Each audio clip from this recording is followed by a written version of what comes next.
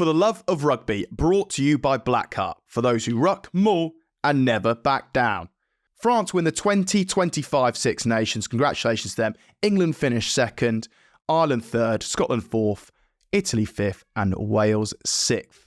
The best tournament in rugby comes to an end, and it really didn't disappoint, did it, Coley? No, it didn't. We got a great Super Saturday final round of games, and yeah, the whole tournament's been good. I think, Ben, you got some boasting to do, haven't you? I have, Coley. I would like to take this opportunity to thank myself for getting the predictions right. I've got a lot of stick in the autumn and certain predictions I've done, and I'd really like to hammer home that I predicted that outcome.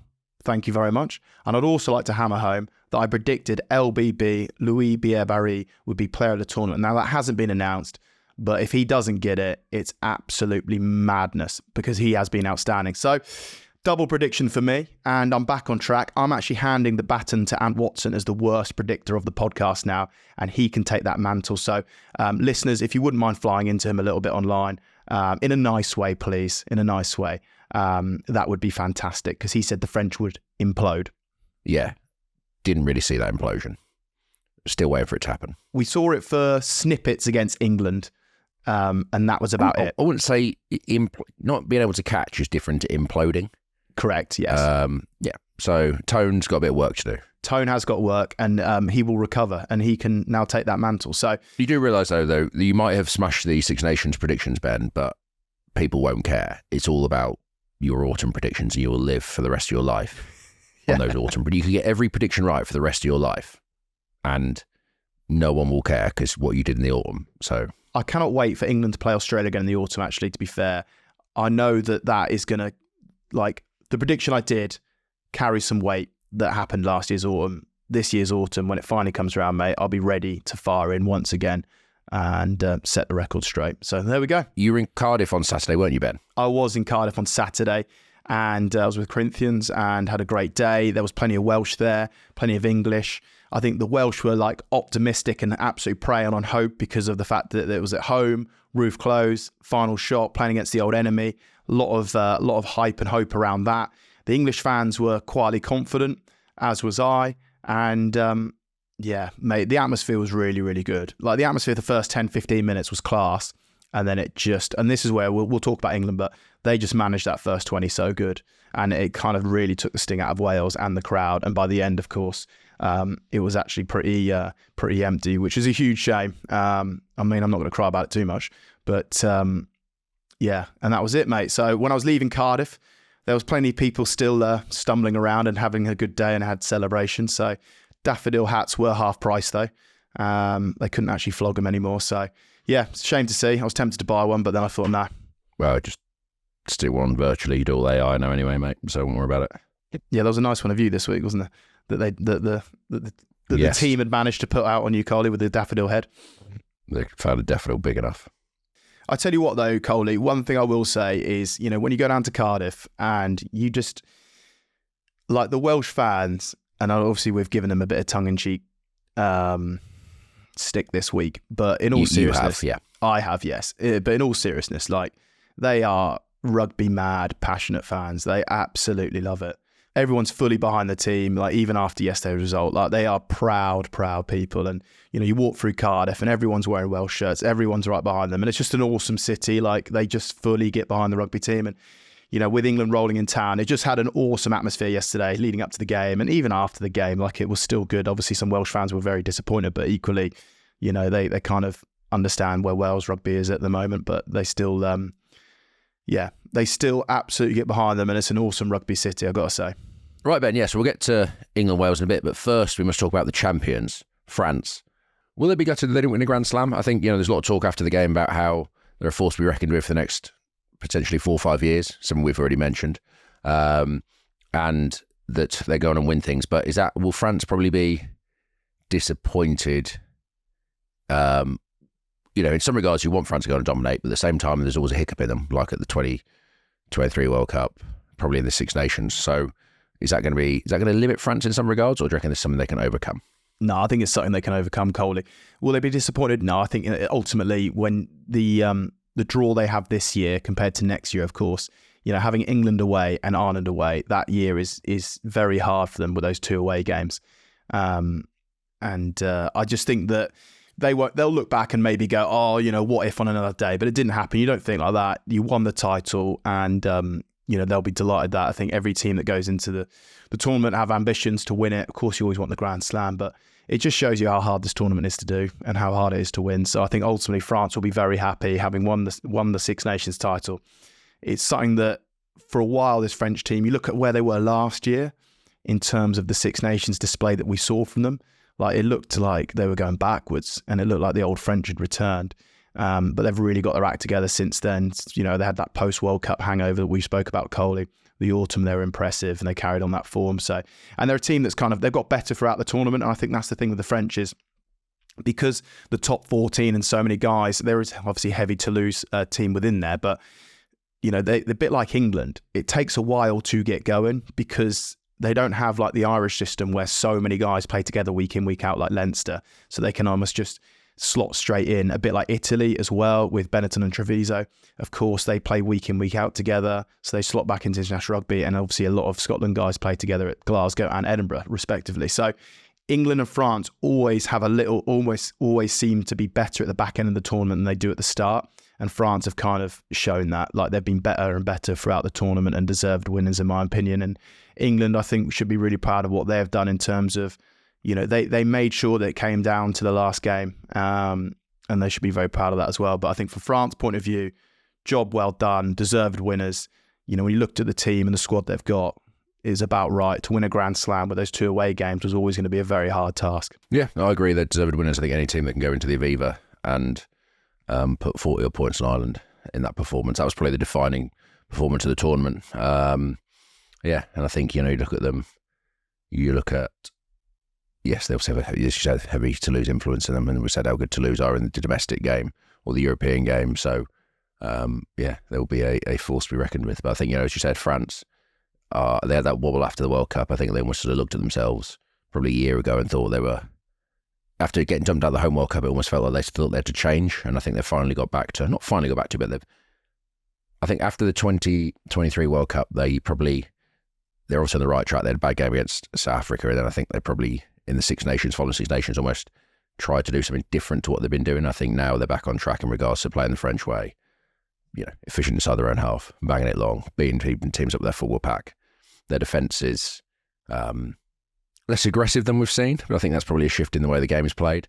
But when they do get turnover ball, kick return ball, they come alive, and they have some phenomenal players. I think that's probably the difference in that French team compared to the others, is the amount of world-class players, as in your Duponts of this world, your Aldrits, and even now, Louis B.L. Barry. I think he's probably up there with one of the best wingers in the world after this tournament. He is. I mean, Ant Watson said he was a top 5 winger in the world before this weekend. So, touch of his ability there from Ant. But I think when you look at the French age profile, Coley, the experience they've got, this settled team, when they're all fully loaded, you can pretty much predict what they're going to pick. I think France are in a space now where they are going to be the team to beat for quite a while. And I think it often now depends on, obviously each year the fixtures flip over, and next year, of course, they play Ireland at home and England at home. And, you suspect that there will be a tough team to overcome again. And it almost depends when you play them, because like I say, I think with their top 14 and all these players that come together, very similar to England, that synergy and cohesion takes a bit more time.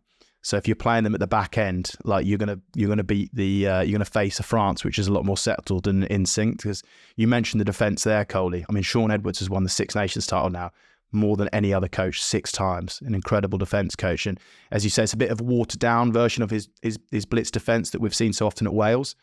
But you look at it and it's so bloomin' hard to break down. And big men, Jacqueline, you saw them against Ireland, of course, and even against Scotland, who chucked the kitchen sink at them.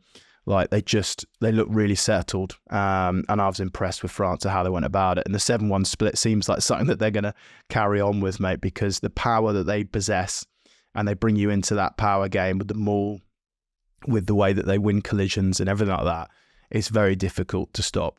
because you might have a frontline pack that can deal with it.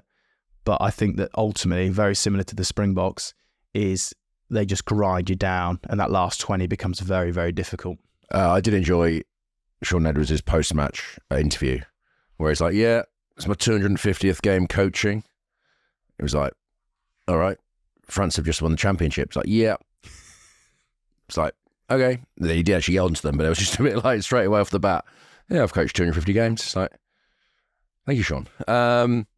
No, but yeah, he's taken that French team. He's helped take that French team to a different level. And so I'd be interested now with the French is they're almost, I don't want to predict too far into the future, but they're really good. But I'd almost say, right, I'm going to make an out there prediction. England, like fighting tooth and nail in these scrappy games and coming through them, would set England better up for tournament rugby than France, who have basically, I'm not going to say dominate. They have moments in games, I've lost to England, but they have moments in the Scotland game and stuff, and 20 minutes against Ireland where they're under the cosh. But in some regards, France have kind of had big results. You know what I mean? And they've sort of blown teams away.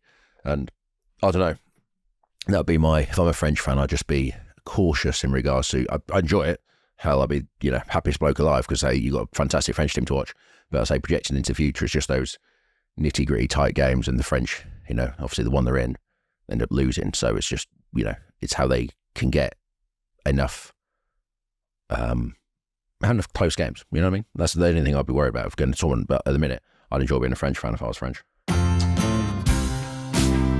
Due to Coley's cauliflower ear, we've got a little earpiece malfunction. So he's got the scrum coach headphones on that you see some coaches wear. You just need a big microphone, like off NFL. So Coley, I'd say the French pack and the subs that have come on have had a massive influence on them winning this tournament. Like, what makes that pack so good? Yeah, I think that French pack, there are size and strength. I think there's a couple of unsung heroes in the back row in Francois Crowe and Paul Boudehant.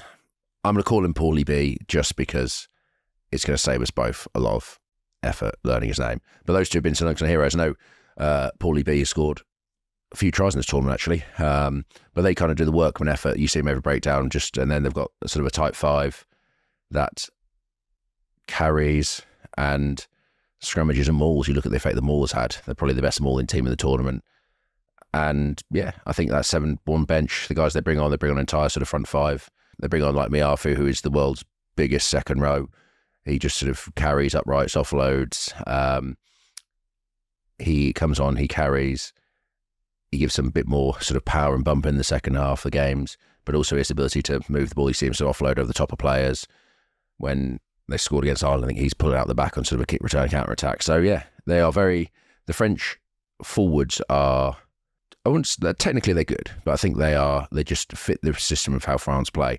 And when they need to, they play tight. When they need to pick and go, when they need to run off 9 shoulder, when they sort of have that interplay tip, sort of pull out the back, they're all capable of doing it. There's no one in that team, I think, some teams you probably have 3 or 4 ball carriers or 3 or 4 forwards that can move the ball. I think everyone in that French team is comfortable doing it. And you have big lumps like Antonio, who sort of gets covered up for. He's there to scrum and maul. He made a couple of hits in D, but and carries a bit, but he walks around a lot. But when you have people like Kamal Vaka or Marchand hooker, you have Gross Lucet who's running around, and you have Flamont in the second row, and those kind of guys that they cover up for that. And the two guys in the back row I sort of spoke about, they don't cover up for it, but they allow you to have these big bodies that are slightly slower because they sort of go and do all the work. At the same time, their work they do is quality. And I think, if you play in that team, you'd be a forward in that team. I think I'd love to see them train and see what they do, because the way they sort of read each other and play off each other is just instinctive. And there obviously is shape to what they do, and there is coaching points and stuff, but they just kind of play in a off the cuff manner in some regards, which I don't think you can coach really. You can probably create an environment to let it happen, but it'd be interesting to see how they do it. The other thing that complements the pack, of course, Coley, is the way that France play in this long kicking game that they persist in doing, and it makes sense. Take easy territory away, like play the game down there. They win penalties that break down and things like that, and then they just advance up the field.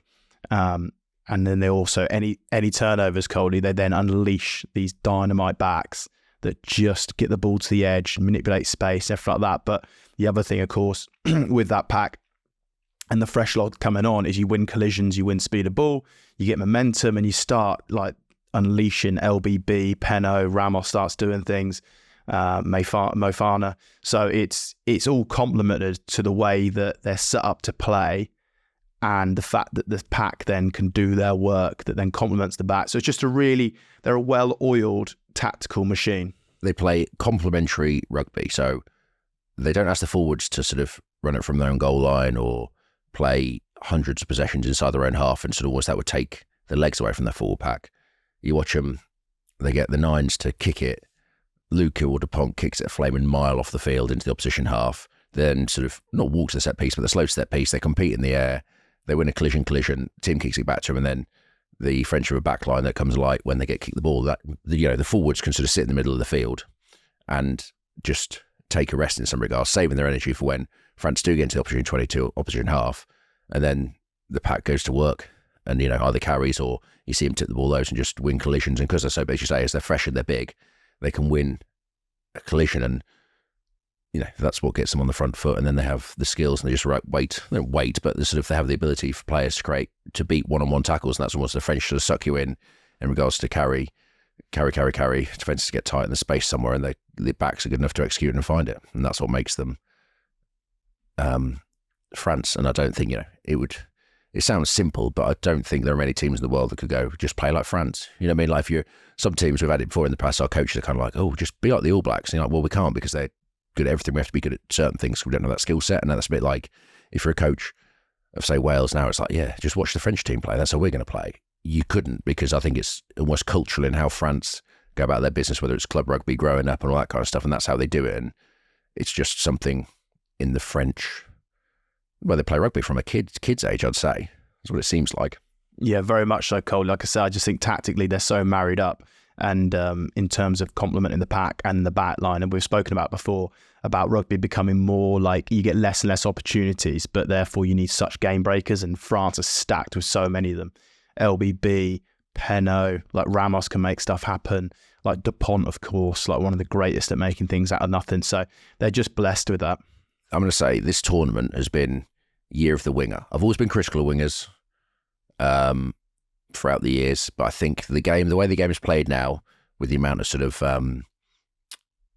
turnover ball and stuff, or open ball into the kick return, unstructured play, I think wingers have become essential. And if you were to rank the wingers in the Six Nations, you'd probably get something like the final standings for the teams. You kind of go, because basically the game is now, I think, is the spaces are sort of on the edge, and it's about creating opportunities for wingers to get one-on-ones. And you look at LBB, you look at Freeman, you look at Lowe, like when you get them the ball, there's a reason they're really good, and there's a reason those teams are good, because they finish stuff where you actually look at the sort of other teams, maybe Wales, they get the balls to the edge, but their wingers don't.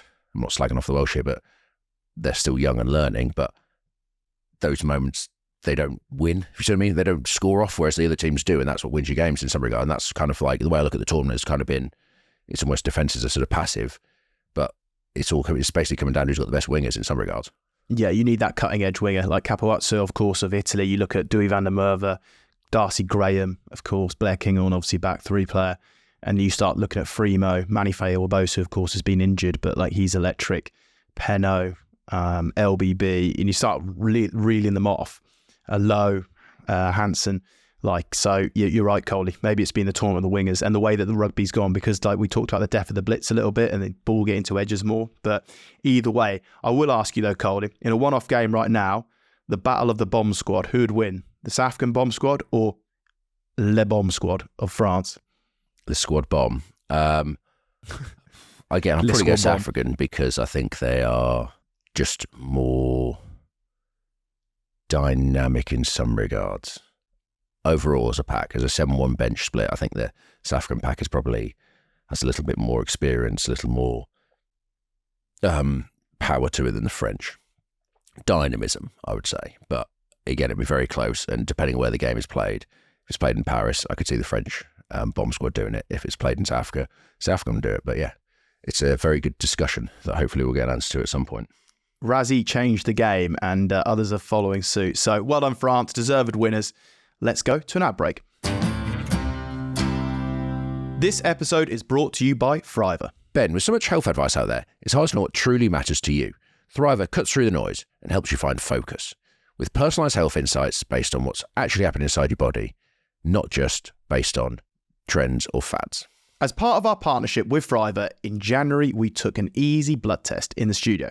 We then got the results via the Thriver app, with detailed reports written by their doctors. They highlight and narrate exactly what's going on inside your body, along with tangible advice on how to improve it. Yeah, I got my test result back and the written report showed me that I had slightly elevated levels of cholesterol. So since then, with a bit of research and advice, I've tried to increase my intake of fibre through fruit and veg, and basically when I'm eating meat. So that's how I'm trying to balance out. Very good, Coley. I have done, my omega-3s needed to go up, my essential fish oils really. So I've tried to be a bit more of a pescatarian. Just every so often get a bit more fish into me, and of course use it as well for supplements, so omega-3 supplements just to boost it up. Other than that, mate, I was pretty much a healthy machine. You are a machine, Ben. But if you want to join us in our little health journey, just answer a few quick health questions on the Thriver website to get the test recommendations based on your age, sex, lifestyle and health history. And you can use the code LOVEOFRUGBY, one word, to get 20% off your first blood test using the link in the episode description. And Coley, what a perfect time to use that code. You might have burnt the candle both ends during the whole of the Six Nations, and it's time for a little health check. Right, Ben, those are the ads. Let's talk about the main game we're here for. England-Wales in Cardiff. England was fairly one-sided, let's say, 68 points to 14. But I think after the tournament so far, and now England, we're all very pleased, especially with the history of the game. And wanted to see England attack, and yeah, we got it. 10 tries. How do you sum up England's performance? I loved it, Coley. I thought England's mindset was terrific. I thought the way that they attacked the game, I thought the way that they looked like a real mature performance. You know, the penalty early on, for instance, I was thinking, oh, maybe take the goal, take a minute to hit it, take the sting out of the game and everything like that, because it was going off first 10 minutes, like the noise. But they went to the corner, like brave. I love that from them. I didn't think they would be like that. I thought they would just chip away to start with, but just proper went after it, scored that early try from the maul. And I think just they set the first 20 minutes up perfectly. Now, of course, there was that incident where it came off, I think it was Murray's head, and there was a bit of interference from Thomas Williams. He picked up and scored, and I think that was a bit of a moment. And of course, the chip kick that Marcus Smith did that nearly bounced up for him perfectly, and it didn't. And then Murray got it, and then he chipped it. And Luke Cowan-Dickie with a hell of a like desire, just pure grit and desire to get that slap tackle was brilliant. But I thought, other than that, and you can look at it and say, well, the couple come off the head and all that. I got to say, I was really impressed and pleased with how England played. I thought their balance of how they attacked the game in terms of their kick strategy, in terms of their ball movement, in terms of their ruck speed, in terms of winning collisions. I was really, really impressed, mate. I loved it. We previewed the game. We said that they'd go to that short kicking game and Roebuck would slap the ball back and give them turnovers. We said about the back row and how important they would be because Wales would go multi-phase and almost exhaust themselves out, which they did. And those guys, I thought the Curry brothers were outstanding, as was Ben Earl, of course, moved to the centre later on. I love Freeman at 13. I'm going on a bit of a rant now, but I thought Roebuck was impressive. I can't compliment England enough. And you can say Wales were poor. You can say the couple of fortunate tries for England. It's irrelevant. I just thought if I look at it as a whole, from where they were at the start of the tournament to how they've ended, they should take a huge amount of confidence from that. I love the ambition. I love the speed of ball they created, the little tips, the little passes, and they just looked really, really much rounded team with a lot more balance in how they went things. Sort of looking to attack first, and if it didn't work out, Coley could always go to the air to reset. And I was really, really impressed by England. Yeah, no, I agree. I am pleased for people. I'm pleased for is the coaching staff.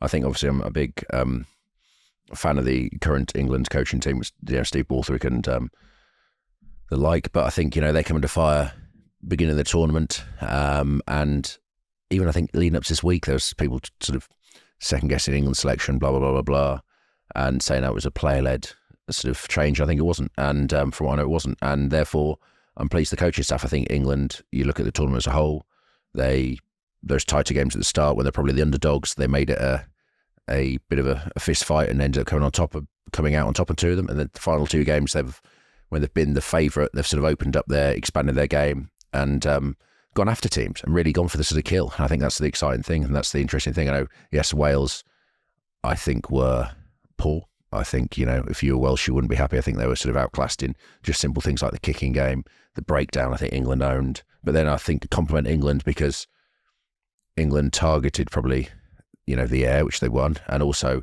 stuff like the breakdown. Like you talk about Jack Morgan, I think he was probably came off the field very second best to the Curry brothers and Ben Earl. I don't think Wales got near the breakdown in that regard. And I think England, the coach should have targeted that in the week, knowing that Wales can go after that, and England blew them away. And that gave them from football, gave them possession, and it was comprehensive in the end. But again, I think that came back from the start. I think even you look at the start, we have to compliment probably the coaches and the thought process of actually, because the simple thing is you go to Wales, quiet in the crowd, take three, take the sting out of the game, but they went, no, we get a chance, let's bang it in the corner. They did that sort of, I think it was a peel line out kind of stuff, and went for the kill. And even the first kick return, I mean, Wales kept it on the field, and I think Marcus runs it back, sort of semi-cross field to Roebuck, then England ended up scoring. It's, it's just England being, not positive wrong word, but sort of sensing blood and going for it. And I think that's credit to England. And, you can only play what's in front of you, and they did. And they came out on top.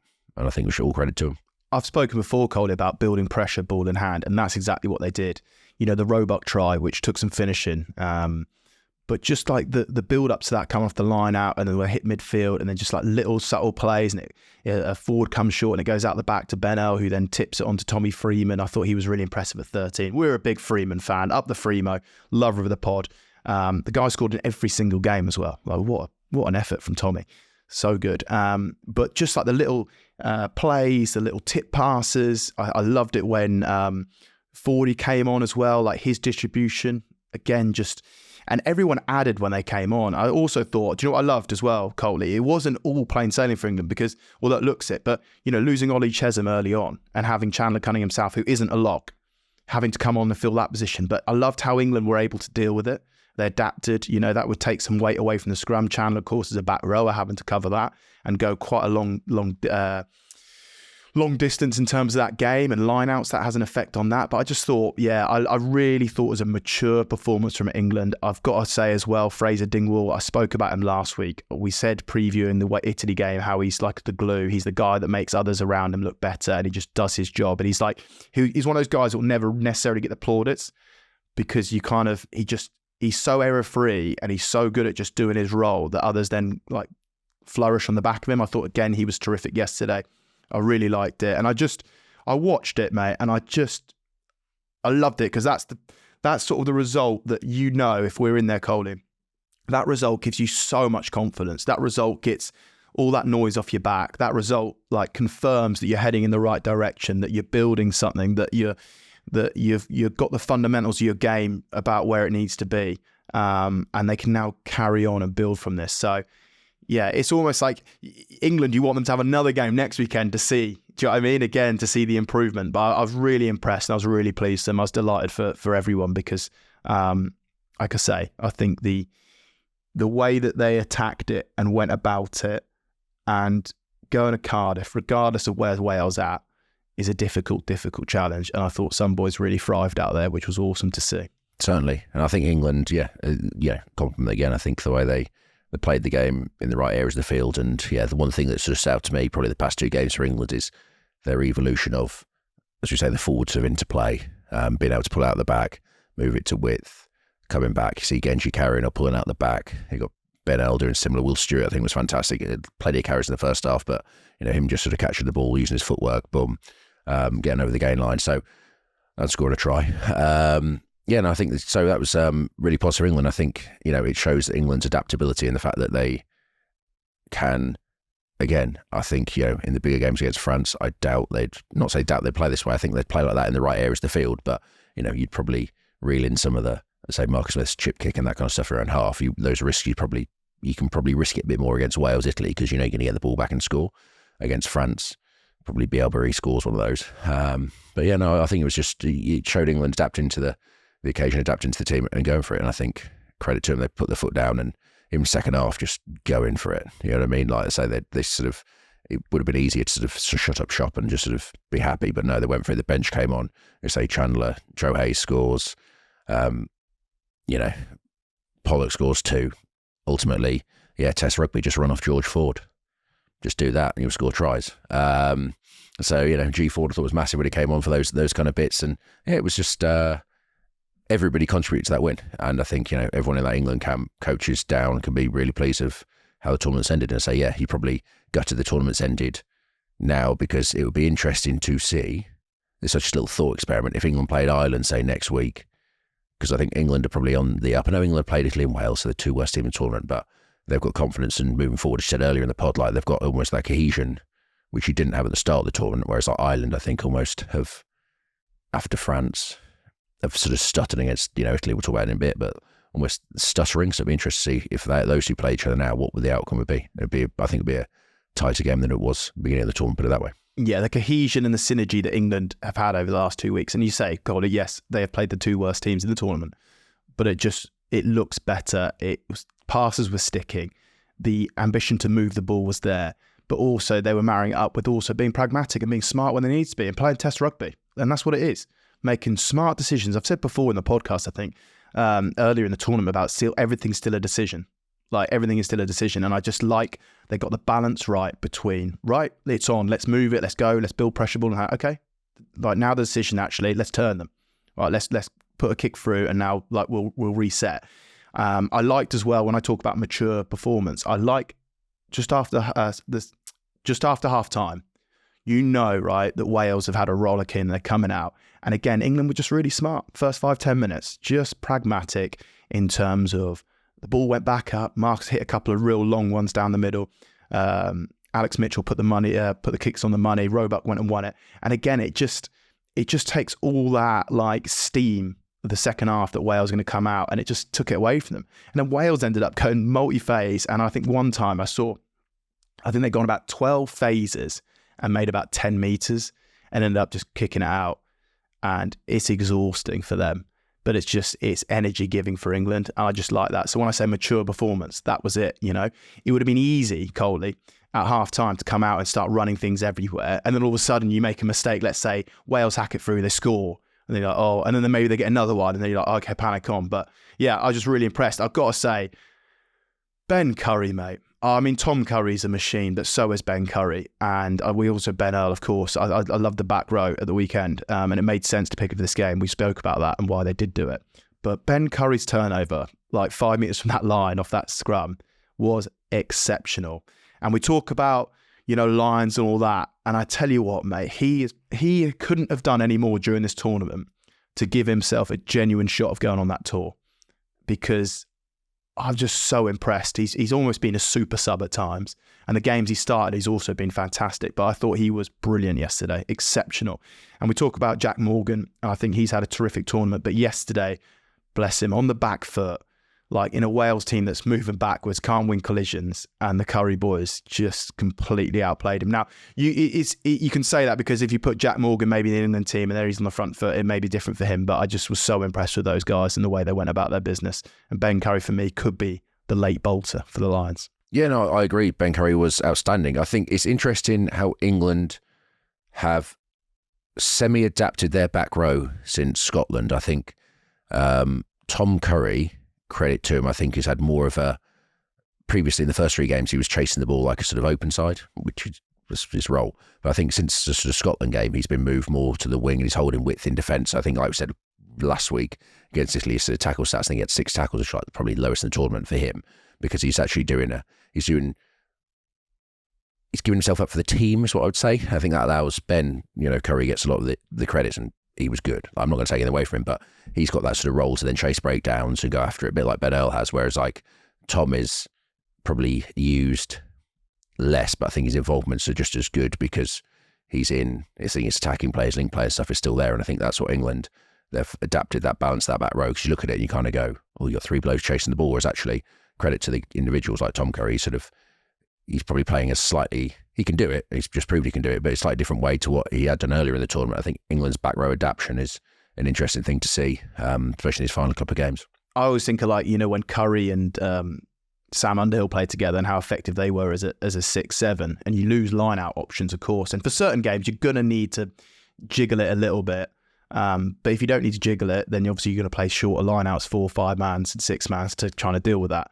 With the athleticism of guys like Ches and Marrow, of course, and George Martin. But yeah, I love where the back row was at yesterday. They were into everything, mate. And I just thought they outshone the Welsh back row.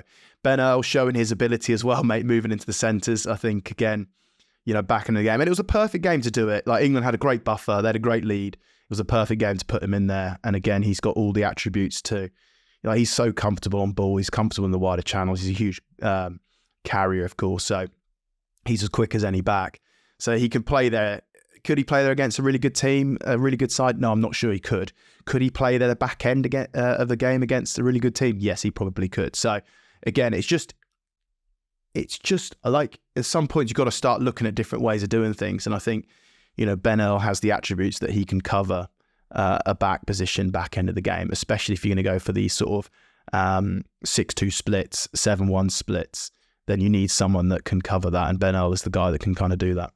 I would say, you talk about Underhill Curry, we kind of forget that you had, like, Courtney Lawes was normally playing the second row there and Billy Vunipola, so they were the sort of edge forwards, and those guys could trace the ball, and it let the other guy, Billy and sort of Courtney were able to play in the sort of wider spaces in some regards. And I think England's, you look at that team that went out the weekend, the sort of wider spaces probably aren't natural to a lot of that back row, but they found a way of managing it and doing it. I think, you talk about line-out options there. I think Curry actually took a couple early doors, and losing Chesham early doors sort of could potentially have been a bit of a sticky point for England, but Chandler Cunningham-South came on, and I thought he, developed, and he's not a natural line-out forward. He's a great athlete. I mean, the guy can jump out the gym, but I think him coming on, winning line-outs will do his confidence well good. And credit to Maratoji as well for A, calling the line-out, B, understanding what he's got and being adaptable. And C, I think, Mara's also been brilliant for this tournament. I think he's, really sort of, I would say led, but I think sometimes captainship gets maybe overplayed a bit because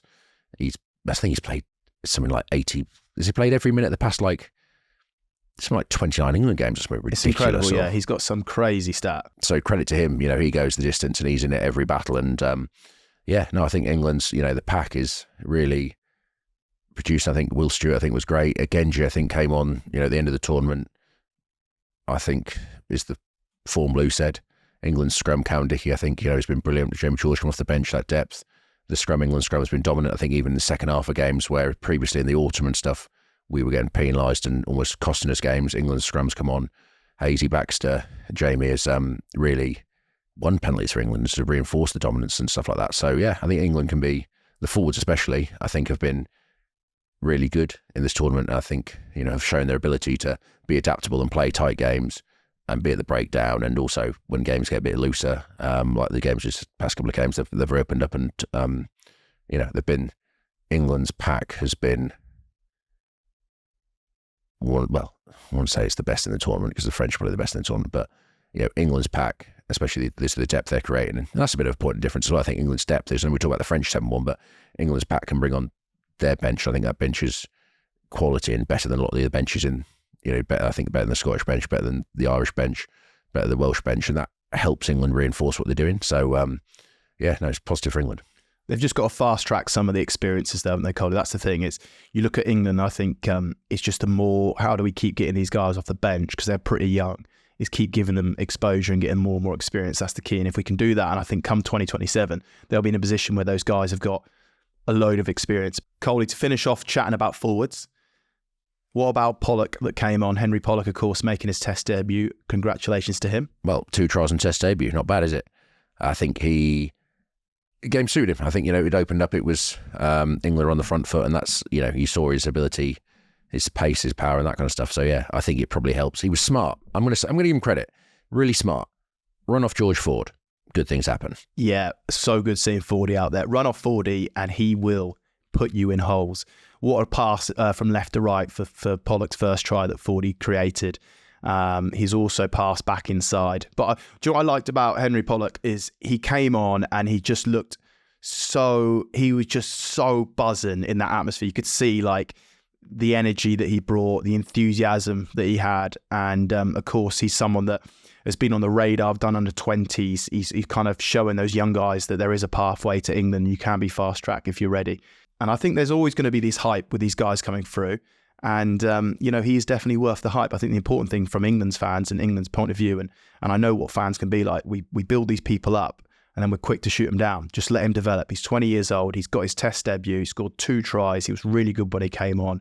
He plays with enthusiasm. He's into everything. He's kind of got that Ben Earl sort of vibe about him, like when there's a stoppage in play, like sort of energizing the team, celebrating and into it. I thought his ability to basically just wherever 40 is, be near him because he'll make you look good. But yeah, delighted for him to get his test start, scoring 2 tries. You couldn't wish for a better start to your test career. Can I go back to 40's pass though for his first try? Yeah. How often do you see looped? So like players getting to the edge and it's kind of like there's looped passes, long ball in air kind of time, and 40 just like rifling it to the edge. I've seen it in training with him. We did it a couple of times in the autumn, and it's so hard to defend. Not I was on the edge, but it's like it's just such a class pass and so hard to defend because obviously the wingers semi-blitz and semi-not, and this ball just is gone, isn't it? And it's when I saw that, there are certain moves in players' repertoires, right, across the, when you think of 40, and 40 used to be, his original move when he was like 16 was go up the line, wasn't it? Like fix the third defender, play back inside to a winger or something. He always put people for holes. Whereas now his ability is to catch and fucking yam it to an edge as quick as possible. There aren't many guys that can do that. And I think that's just a 40 trademark move. Well, I think people underestimate that the pass is so flat and so inviting, but from a defender's point of view, like it's like a double miss that you think, oh, you can go shut that ball down. But you can't because the weight of the pass, you say, Coley, it's not lofted. It's so flat and he's chucked it like a rugby league pass. Like, it's just so precise and the skill. And George, for me, is one of the forgotten man. And it really annoys me because people are so quick to forget. And I just mentioned about Pollock, that people are so quick to hype up someone, but then equally so quick to kind of shoot them back down. And George is that guy. Like, he's been terrific for England, proven test player, like been so good, been sitting there all tournament, finally get to go. And like when he came on, mate, just made stuff happen. Even when it went stagnant, up the ball went to Roebuck, just knew what to do, right things, right time, managed it, making stuff happen. Like even the ball back inside, like you say, Cody, like it looks simple, but it's simple because he knows what he's doing, gets the ball, like sees the gap, appreciation of space, bangs off his left foot, leaves it back in for Pollock, and away you go. And I just love that he went out there and he almost went, yeah, I'm still here, by the way. The thing is, he's integral to that England side. I know it, you know it, but no one else, yes, probably outside of the group knows that England team coaches, because 40 will have been pulling that England backline, whether it's in meetings, one-on-ones, meeting with coaches. He'll have been pulling like the whole team, the team attack, everything like that. He'll have been, well, I say pulling it, he'll be pushing it or pulling it, like to get it better, like every day, whether it's on the training field, whether it's in meetings, he'll be one of the driving forces about getting England's attack better.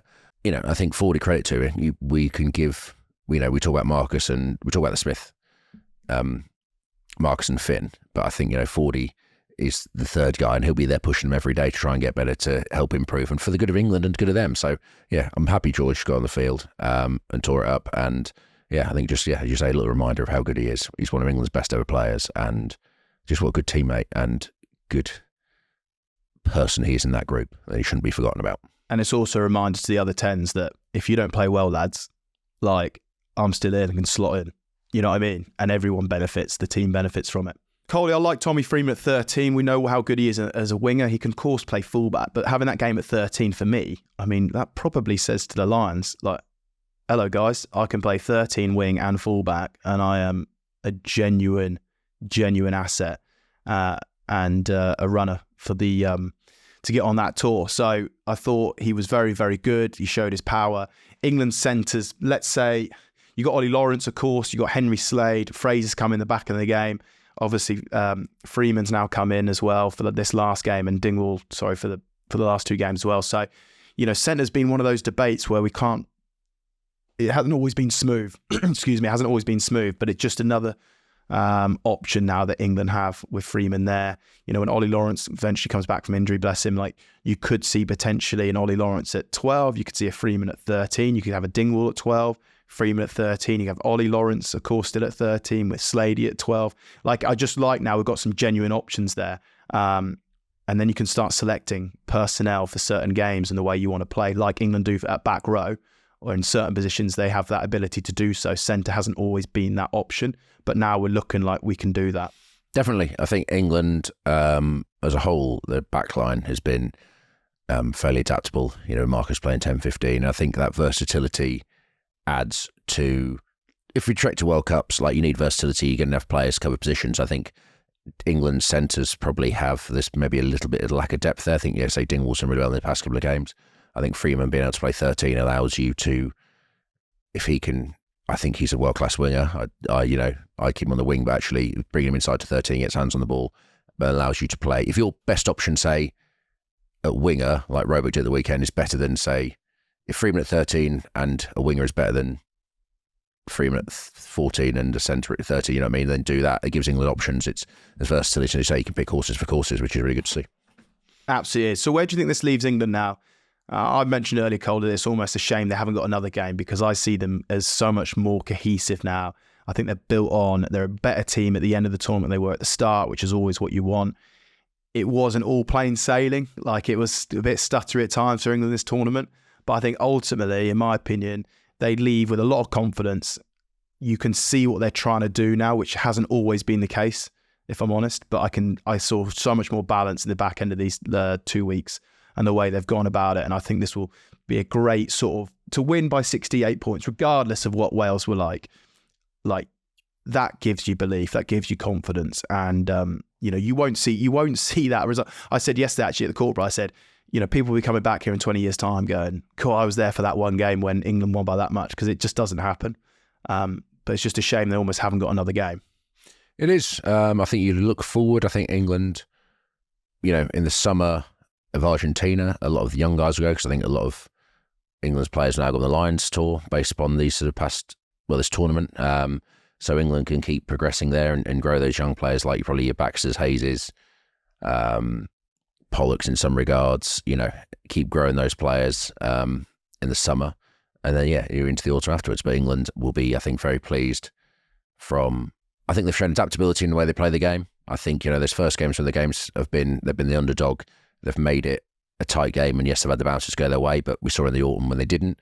So they're pleased with that. And I think second half they've opened up. So, I think it's been a good tournament for England. I think, England fans can be semi-excited looking forward, because if there's a young core of players, and they've sort of not turned the corner, but they keep growing. And I think, that momentum is building, and the tournament's definitely been a positive one for England.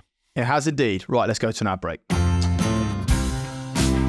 Throughout the Men's Six Nations, we, of course, have been in competition with Joe Marler, The Hunch, with Things People Do podcast, to see who can sell the most Brewdog beer.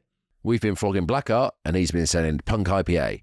And before the weekend, we were outselling him 10-1. We're still awaiting the results from this final weekend of the Six Nations, but I think, Ben, we can say we've smashed it. We can safely say we've smashed it, and we can safely say that he's going to get his hair plugged. We're going to get him on a flight to Turkey, mate, and he's going to get that Mohican back, and it's going to look stronger than ever. And maybe, ideally we can obviously, Coley, just influence the person that's doing it maybe, and get horsehair done to it, so it just never looks the same. No, we should just like give him the most randomness.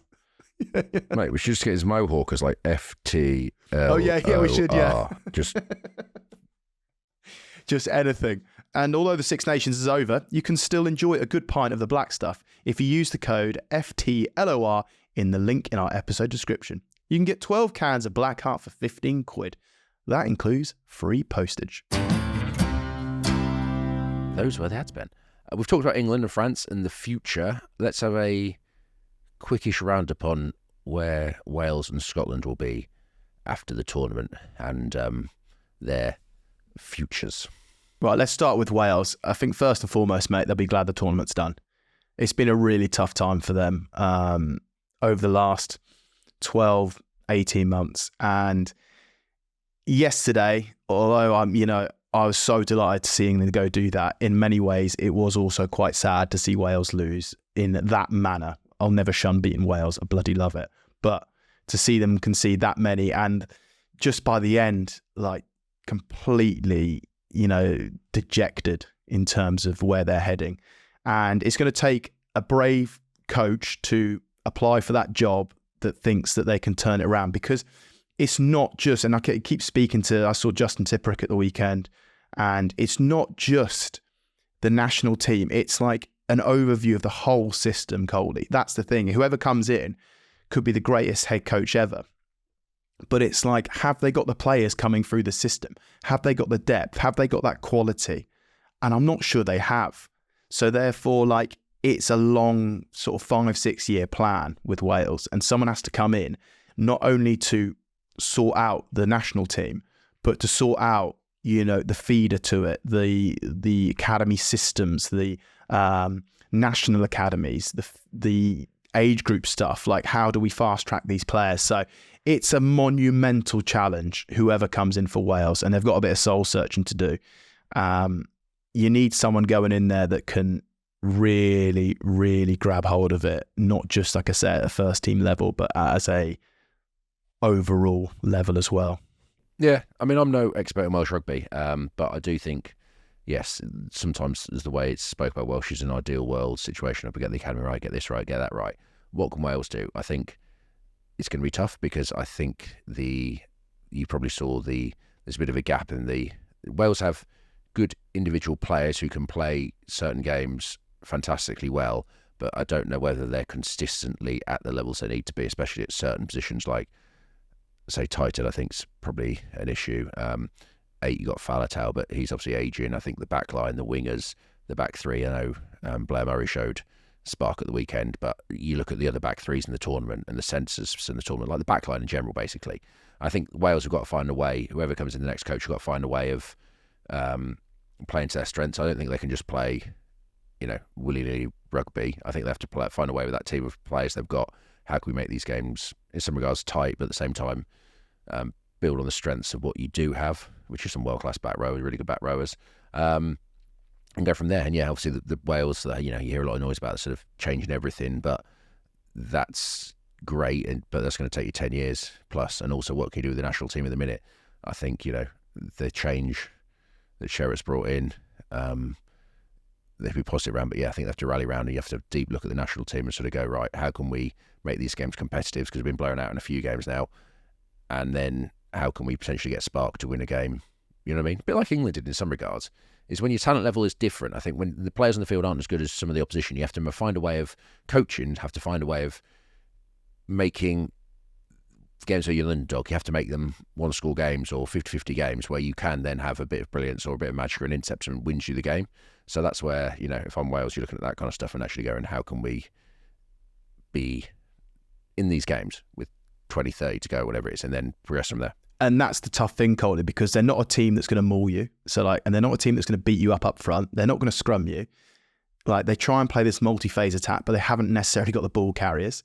And then they haven't got that cutting edge. Like Murray, like you say, Blair Murray looks like a lively player. But other than that, like, the wingers aren't out and out finishers gas yet. There was a chance at the weekend where they got it on the edge and you had to step inside. They haven't got that cutting edge. And I think that's the really difficult thing for Wales at the moment is, what is their point of difference and what allows them to stay in games and maybe win games? And it's very difficult because it's not unstructured play. It's not multi-phase attack. It's not beating you up front. It's really, really difficult. So it's a big challenge. And like I say, I think just to sum up Wales, there's some searching to do, and we'll see where, the changes that will happen and everything like that. But as I said earlier, really, on the show, is going to Wales at the weekend, going in Cardiff, it is a rugby mad nation. And, the good thing is they still absolutely love their rugby. And I think it's just going to be a bit of a tough old few years as they really try and iron out and try and get somewhere. But as you say, Coley, until they have a clear game plan that complements the players that they possess, then I think they're going to be up against it. Let's go on to Scotland, mate, because, for the first time ever in my life, I was cheering on Scotland to get the result against France. But of course, France way too good. And going into the tournament, there was a lot of hype and hope around Scotland. Given the autumn series, they were probably one of the informed teams. But I think they've been incredibly underwhelming, to be fair. They were sort of bit sloppy against Italy, but got the job done. Well beaten by Ireland. Of course, England, they played good rugby, but, failed to actually win. And they actually kept England in the game, and then England had enough to kept England in the game, and then obviously they missed some kicks, but regardless, they didn't get the result done. Of course, they then went to Wales at home, where they're comfortable for first half and then let Wales work back into it. And Wales could arguably say that second half they got themselves right in a position to kind of do it, and then, chuck the kitchen sink at France, but ultimately got blown away by the power in the end. So for Scotland, I really think they're just going to be that team that kind of gets the odd result, big scalp every so often, but just can't do it at a consistent level because they just don't have the depth. Yeah, agree. I think it's quite interesting to listen to Gregor Townsend going about the sort of 7-1 bench split and whether he sort of wants it changed or banned or whatever. But that kind of, if you hear that, you kind of think, why does he want that happening? And it's maybe because he doesn't have the depth up front to compete with these other teams. So it's his way of getting around it. So maybe he knows it. So yeah, I think, Scotland, they are, when they're good, they're sort of first half in France, they showed up what quality players they got with Kinghorn, Russell, Van der Merwe, those kind of guys, they can create problems. It's just whether they consistently do it. And when the game comes down to whether they have good players, whether they have sort of great players consistently, it's what you need to win tournaments and stuff like that. Well, as yet, they probably haven't, have they? Where does it leave them? I don't know. Do they? I think, a change in there's been rumblings in there of Scotland with a new coach and stuff, which I think is probably a little early on to say because A, I don't know what better is out there for Scotland, and B, Gregor Townsend, I think, is a brilliant coach, and, is he maximising what Scotland have got? Or I can't. I personally can't say. I don't know, but I think Scotland are playing pretty. Gregor Townsend got them playing very well in some regards, and is that as good as Scotland can be? And would a coaching change do anything for them? I don't know. I don't think so. But what are your thoughts? No, I think Gregor Townsend's the right man. I don't think coaching change or direction in a different coach is the answer at all. When we mentioned about Wales in terms of the coach coming in and giving them the direction in terms of complementing what they've got, and we said about France earlier and how their game plan complements the pack and the way in the backs and everything like that, and it's so aligned. Scotland's the same. The way that they play suits what they've got. Unfortunate thing for Scotland is they just haven't really got the depth, and they haven't got they get out-muscled in many ways back into the game. So, no, I think it's really harsh to say that they need changes, which obviously, Cole, as you mentioned, there's been a bit of noise around that, but I think it's wrong to do that. I think Scotland just seem to go into tournaments with this hope. There's hope, but then ultimately it's always very underwhelming, but they still get the odd result. And I think that's the thing for them. Over the last few years, of course, they've had England's number a little bit. They've got the odd result against maybe Ireland, or not Ireland, sorry. Ireland very much had their number, but they've got the odd result maybe against France at home, and a few results here and there. And I think that's what they'll continue to be, is if you play them up at Murrayfield and you're not quite on it, and everything's working and sticking and they're playing that expansive game, they're a really tough team to beat. But if you're on it and you bring them into the type of game that you want to and don't allow them to play their sort of free-flowing, I think they're very much sort of get out-muscled and overpowered by the end. So, yeah, that's where I see both those teams, Coley. So, Ben, there was one final game we haven't spoken about, which was Italy-Ireland, which was actually the first game to kick off at the weekend. Ireland win 22-17.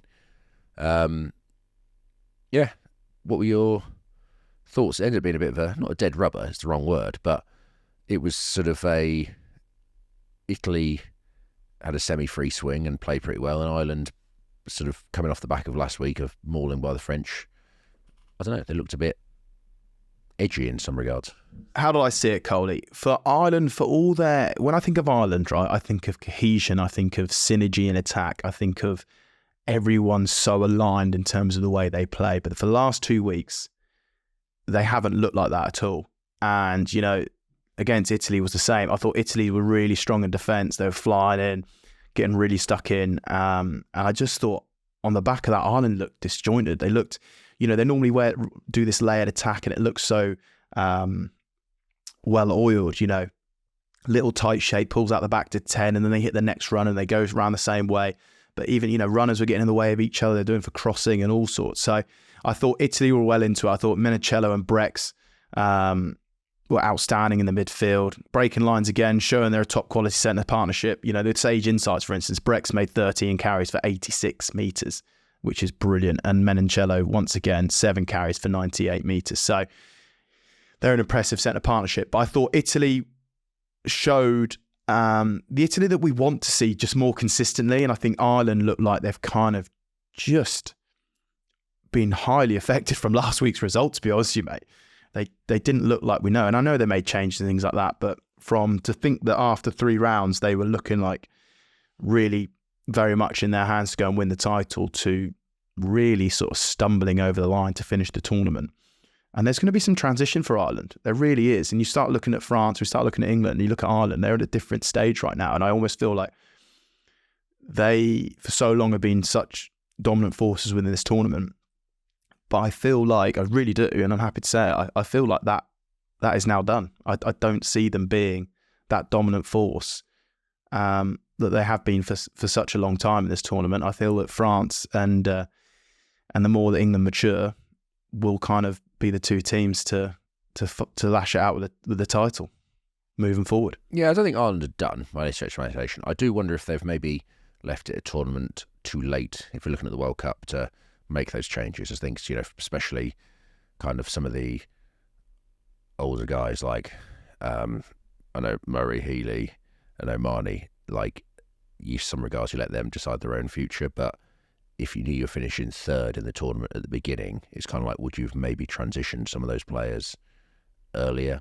I don't know, but probably because you thought you were going to win it and you went all guns for it, you play that experience, you go for the squad you've got, whereas actually it might sting you in a couple of years' time because those players haven't had exposure they need. But that's a different question. The Irish, it's going to be the thing going forward for them. I think they're always going to be a quality team. I think they're going to win games. I think, they have got players lined up, but it's, again, whether they have the power to overcome teams like France. When France are at their best and Ireland are at their best, it's kind of like in a square, in a fight where both teams play at their best. It'd be interesting to see, because I say, can they handle the power of bigger teams like South Africa's, like New Zealand's, like your France's, and that'd be the thing. So yeah, it's going to be interesting on moving forward. I think they've got the brains, they've got the One Nation setup to do it for the national team. It's them. So yeah, I think they'll always be competitive. But yeah, it'd be an interesting transition the next couple of years. Not transition, but it'd be an interesting. I don't think they're going to transition. I think they've got there's some young players in there or some of that. But it'd be interesting to see how they move and adapt going forwards with players coming in and how they adapt to what else going on in the game. I will say, though, Italy will be waking up this morning a little bit pissed off that they didn't quite get the job done, I'll be honest, because Ireland, like I say, they were not cohesive, a little bit disjointed, which you don't normally see, and Italy, though, lost 3 forwards in the first 30 minutes. That doesn't help anything. And Italy's discipline still just infuriates me, mate. Ireland are setting up the ruck right at the end of the game for those who didn't see. So essentially, I think there's probably like 2 minutes left, maybe. Ireland are exiting, right? Italy will get a kick return opportunity either from a line out or if it stays in play. They've set up the caterpillar ruck. They're about to kick it, and the replacement prop has a run up at the caterpillar ruck, tucks his arm, hits him in the head. It's just so stupid. I just infuriate. If I played in that team, honestly, sometimes it would infuriate me because they do so many good things and they rip in and they do so, but then they just let themselves down with just idiotic, needless penalties. And they're not good enough to give other teams leg ups like that. No, it's the Mario yellow card in the first half where he's basically on his knees and slaps it out his hands. Yeah, and you're just what you're doing. It's not like a 50-50. It's like, basically, you're going to get caught, so just don't do it. And that, again, yellow card. I think Ireland scored twice in that period or whatever it was, and it just puts you under more pressure than you need to be, because actually Italy have been a good side and building. Even like Vincent ends up being a red card. It's a 20-minute red card, but it's just stuff like that. Which that was a bit like, again, that's one of those a rugby incident in some regards. But you have basically 2 yellow cards and a red card. You can't play against the best teams in the world. No team, I think, playing against a top 3 or 4 team in the world can survive 2 yellow cards and a red, and you definitely can't do it if you're the underdog in those games. So yeah, they'd be frustrated in that regard, because actually there are, you Capawatsus of this world and stuff can break games open, and Italy, yes, they move the ball and stuff, but they are they've been playing some good stuff and they've been in games, especially the first half of games, but second half it gets away from them. And that's the thing, Coley, is Ireland were not at their best. Ireland made a load of changes. They weren't cohesive. They made mistakes. They allowed Italy in the game, but then Italy just completely shoot themselves in the foot with the needless penalties, the yellow cards, and you just think Italy, like Ireland have literally given you an opportunity here to kind of do something, and you just, through complete ill discipline and stupidity, you just let them off the hook. So yeah, a bit frustrating because that was the old Italy that you kind of think of, really, where they're just sort of ill-disciplined and kind of implode a bit. But anyway, it is what it is.